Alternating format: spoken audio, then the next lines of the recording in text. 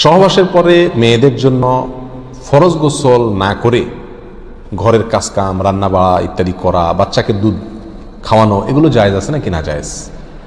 গোসল ফরজ হওয়া অবস্থায় গোসল না করার আগ পর্যন্ত কয়েকটা কাজ করা নিষেধ। 1, নামাজ পড়া নিষেধ। 2, তওয়াফ করা নিষেধ। 3, মসজিদে অবস্থান করা নিষেধ। 4, কোরআন স্পর্শ করা নিষেধ। 5, কোরআন পড়া নিষেধ। এই 5টি কাজ ছাড়া আর কোনো কাজ কিনা নিষেধ না। অতএব সহবাসের পরে কোনো মেয়ে, কোনো মহিলা তিনি যদি গোসল না করে, ফরজ গোসল না করে তিনি যদি কি করেন, গৃহস্থলীর কাজকাম করেন, রান্না বাড়া করেন, অন্য কাজকাম করেন, বাচ্চাকে দুধ খাওয়ান, এগুলো এই 5টি নিষিদ্ধ কাজের আওতায় যেহেতু নাই, অতএব সেটা জায়েজ আছে। আমাদের দেশে যত কঠোরতা সব মেয়েদের উপরে, ছেলেদের উপরে নাই। ছেলে গোসল ফরজ হয়েছে, 2-4 ঘন্টা শুয়ে রয়েছে বা এমনকি হাঁটাহাঁটি করছে, তাকে তেমন কেউ কিছু বলে না। সমস্ত চাপগুলা মেয়েদের উপরে। আর এই ফতোয়াগুলা, মেয়েদের উপরে ফতোয়াগুলা দেয়ও বেশিরভাগ মেয়েরাই। কথার কথা, ননদ আছে, শাশুড়ি আছে, বা অন্য কেউ আছে, বা জাল আছে, তো তারা খোঁচাইতে শুরু করে যে গোসল না করে বাচ্চাকে দুধ খাওয়াচ্ছে। কোনো বাচ্চা কানতে কানতে মরে যায় কিন্তু দুধ খাওয়ায় না, কেন? কারণ গোসল করে নাই।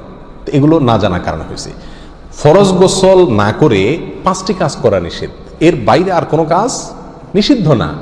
অতএব এমনকি আপনি রোজাও রাখতে পারেন, কি ফরজ গোসল না করে রাখতে পারেন বলতে সাহরি খেতে পারেন, সাহরি খেয়ে রোজা শুরু করতে পারেন। তাহলে আপনি বাচ্চাকে দুধ খাওয়াতে পারবেন না, কে বলেছে? বাসায় কাজ করতে পারবেন না, কে বলেছে? তবে হ্যাঁ, যদি আপনি ফরজ গোসল একটু দেরিতে করতে চান কোনো কারণে, তাহলে সেক্ষেত্রে অন্যান্য কাজ কামের সুবিধার জন্য ওযু করে নেওয়া উত্তম। সহিহ মুসলিমের এক হাদিসে আসছে, নবী আলাইহিস সালাম গোসল ফরজ হলে ওই অবস্থায় যদি কেউ ঘুমাইতে চায়, শুয়ে থাকতে চায়, অথবা অন্য কোনো কাজ করতে চায়, তাহলে তাকে ওযু করে নেওয়ার পরামর্শ দিয়েছেন। অতএব ওযু করে নিয়ে এরপর অন্যান্য কাজ করা উত্তম। এর বাইরে ওযু ছাড়া যে সে কিছু করতে পারবে না, ব্যাপারটা এরকম না। একবার আবু হুরায়রা রাদিয়াল্লাহু তাআলা আনহু, তার সাথে নবী আলাইহিস সালামের দেখা হয়েছে কোনো এক রাস্তায়, এই অবস্থায় যে তার গোসল ফরজ হয়েছিল।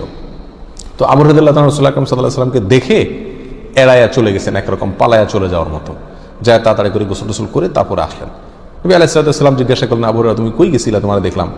বলে, ইয়া রাসূলুল্লাহ, আমার গোসল ফরজ হয়েছিল, তো আমি আপনার সঙ্গে বসবো, সময় দেব, ফরজ গোসল অবস্থায় আমার কাছে জিনিসটা অপছন্দ লাগলো, নাপাক অবস্থায় এভাবে থাক, আপনার সাথে সাক্ষাৎ করব।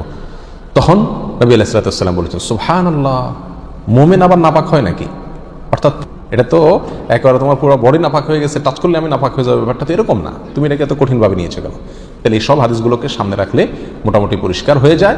আমাদের আয়েশা রাদিয়াল্লাহু তাআলা আনহা থেকে এক হাদিসে আসছে, তাকে জিজ্ঞাসা করা হয়েছিল যে নবী আলাইহিস সালাম গোসল ফরজ হলে তিনি ঘুমাতেন কিনা, তিনি বলেছেন হ্যাঁ ঘুমাতেন। কোনো কোনো বর্ণনা আসছে ওযু করা ছাড়াও ঘুমাতেন। তাহলে বোঝা গেল ওযু করে নিয়ে ঘুমানো, ওযু করে নিয়ে কাজ কাম করা উত্তম, কিন্তু আপনি যদি নাও করেন তাতে কি হবে না, কোনো গুনাহ এতে হবে না। আল্লাহু আ'লাম।